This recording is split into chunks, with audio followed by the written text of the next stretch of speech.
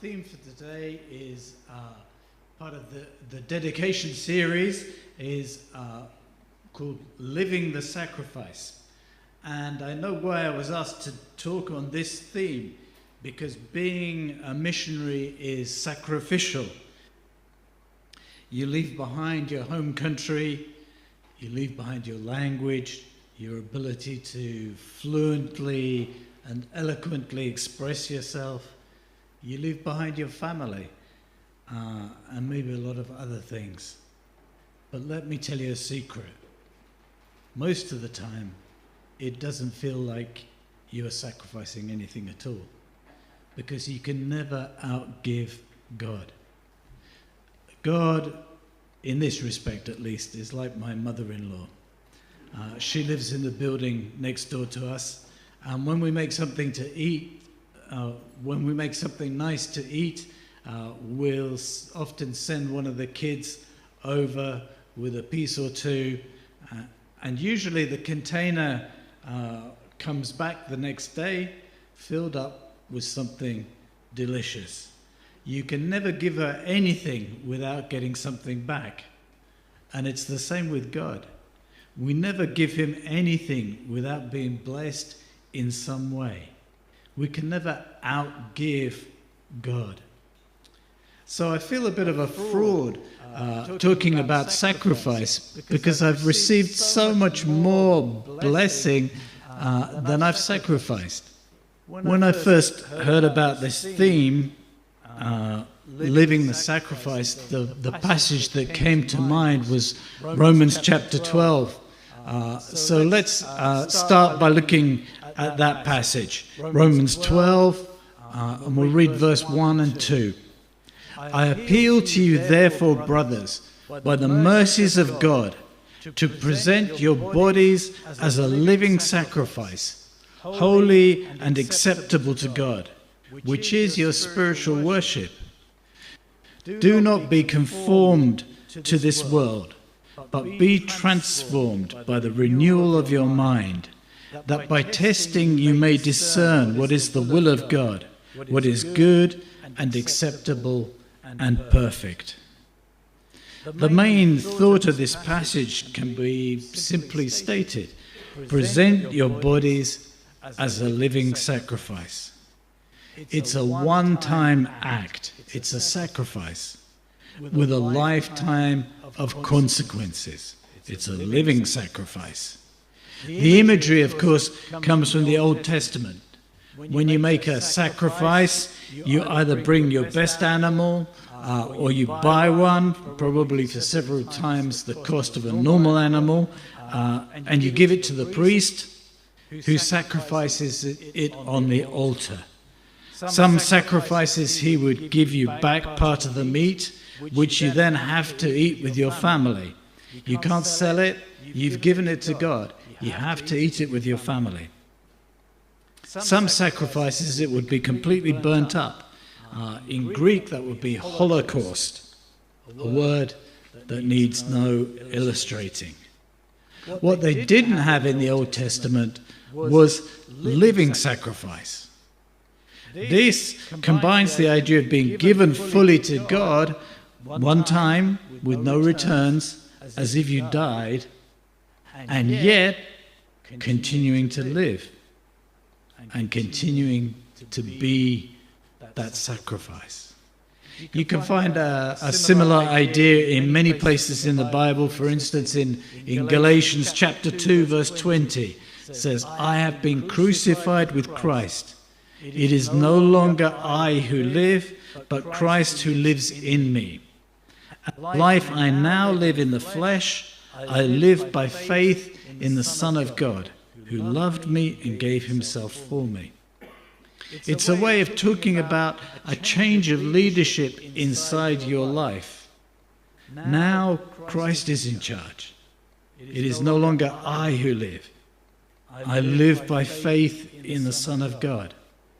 Our life was sacrificed when we gave it to God. And from that point on, it is his to do with as he sees fit. It's not something extra that especially spiritual people, do. It's the very definition of being a Christian. A Christian is someone whose life is under the leadership, under the control of Christ. The other qualities of this sacrifice are that it is holy and acceptable to God. Holy means set aside, belonging exclusively to God.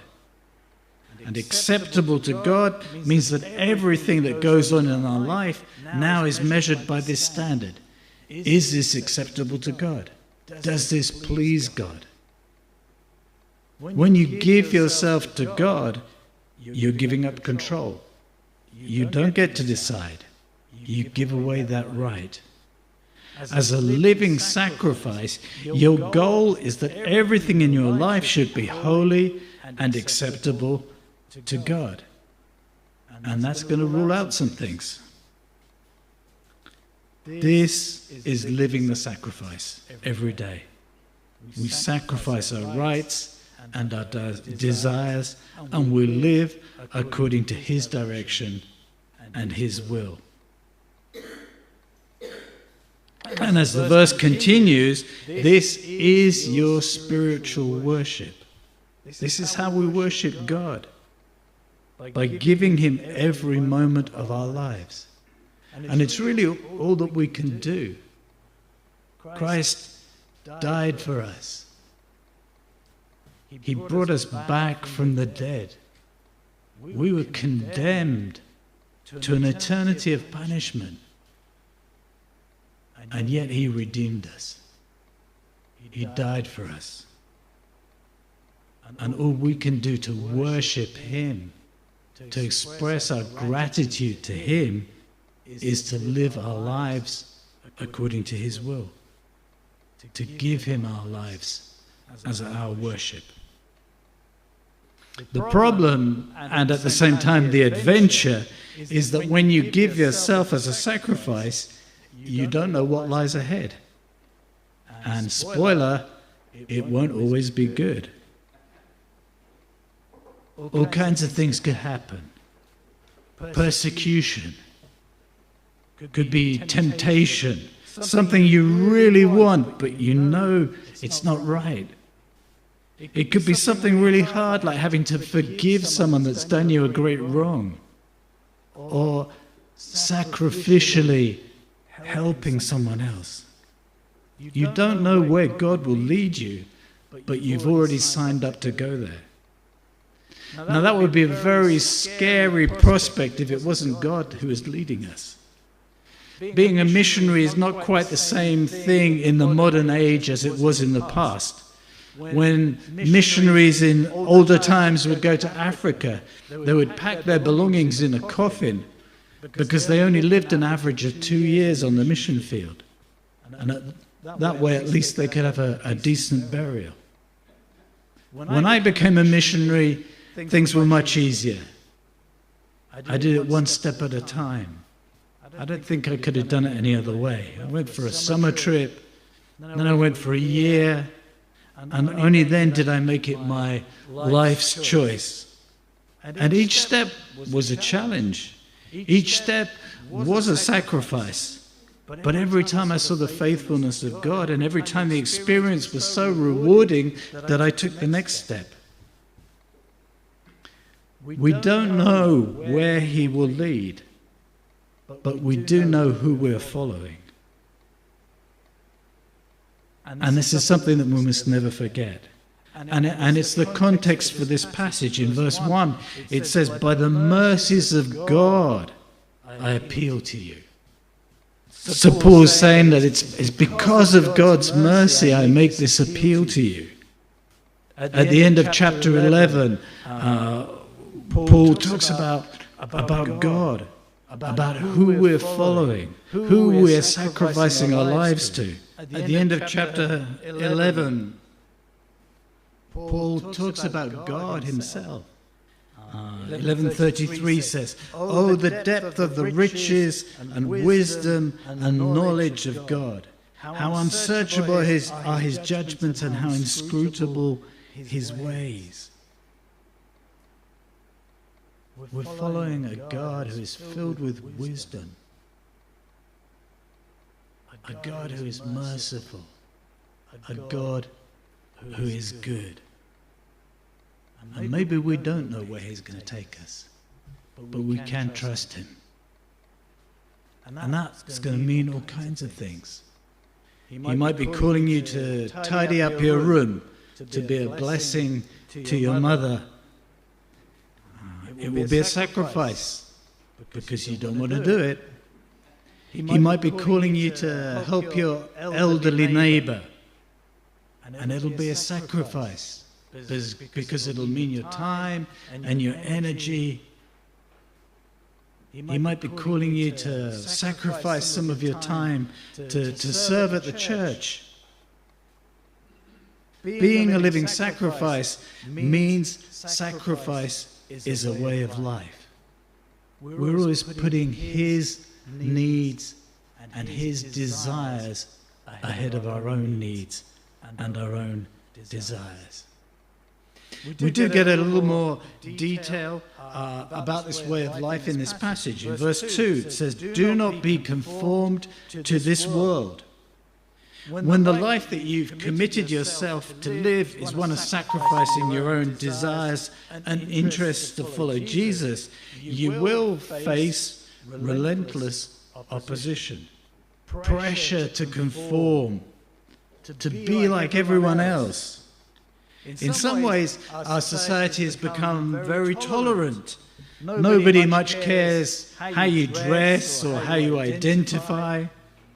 But if you believe that Jesus is the only way to God, if you believe that the Bible is the only revelation from God, if you choose to build your life around the church, if you decide to do only that which is acceptable to God, you'll feel the pressure. Pressure to conform, pressure to be like everyone else. And it will come from your family, it will come from your friends. I live in a country where Baptists are considered a cult. The Jehovah's Witnesses have already been outlawed, and there's all kinds of pressure to be a patriot, to support Russia's goals. Being part of a Protestant church in this country makes you weird and suspect. When I worked with students, we had a student, let's call him James, who came to Christ and gave up drinking to excess. And the response of his parents when he went home for the holidays and told them the happy news that he'd become a Christian and he'd quit drinking was better that he would drink like everybody else than be a Christian. It's the pressure to conform. They were frightened of him being something different to everybody else around him. And every one of us will face our own pressures. But practically as Christians, we're called to build our lives around our commitment to Christ and to each other. That's the central priority of our life. Everything else needs to fit in around that or be rejected. And it will make us different. And we will feel the pressure coming from outside to conform. One of the things that inspires me in the Russian church is that it's not unusual to meet people who have chosen their job not for the best career prospects or the highest wage, but because it gives them the most time to be part of the ministry. It gives them the most time to be able to serve other people, or the most opportunities. That's practically building your life around your commitment to Christ. And you'll feel the pressure if you do that. You'll find yourself swimming against the tide. But to conform to the world is to lose your way. It's like crawling off the altar of sacrifice. By the way, the pressure comes on the church too. We feel it collectively. The pressure is always to be more reasonable, to be more like the world around us, to be more accepting. And sometimes we fall into the trap of thinking that if we make the church more like the world around us, we'll be more accessible and more attractive to non-Christians. And it might ease the pressure, but if we become more like the world, we actually have less to offer them. If we become like everybody else, what do we have that they don't have? Have you noticed how the liberal churches that followed that route have died out? The churches that are growing are the more radical evangelical churches that have maintained their commitment to living by the Bible. In verse 2, the alternative to conforming to the world is to be transformed by the renewal of your mind. And our minds need to be continually renewed to stay on the right path. That means spending significant time with God in His Word and in prayer, and significant time with God's people. It's expressed very well in the first Psalm. Blessed is the man who walks not in the counsel of the wicked, nor stands in the way of sinners, nor sits in the seat of scoffers. But his delight is in the law of the Lord, and on his law he meditates day and night. You see the alternatives. Either the world will influence our minds and our thinking and so our behavior, or the Word will. Why not take some time today just to read through that psalm and meditate on it, and ask God how you're doing. Ask God what's influencing your life. In our day-to-day lives, we're constantly barraged by the world's values, the world's ways, the world's priorities and norms. We need a balancing influence to transform our thinking, so that we can discern what God's will is, what is good and acceptable and perfect. By presenting ourselves as a sacrifice, by calling ourselves Christians, we are saying we will do God's will. And it's only by spending significant time with God in His Word and in prayer, and significant time with God's people, that we have any hope of being transformed people, of knowing the will of God, and having the strength and the mindset to do it. 400 kilometers to the south of Krasnoyarsk, there's a simple stone memorial in the middle of a forest. It marks the place where 22 Baptist ministers were shot on the 29th of October in 1937.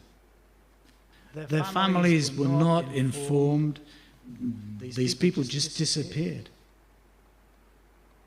And it was only years later that a security officer gave away the details whilst drunk of where they were buried and of what had happened to them. They made the ultimate sacrifice.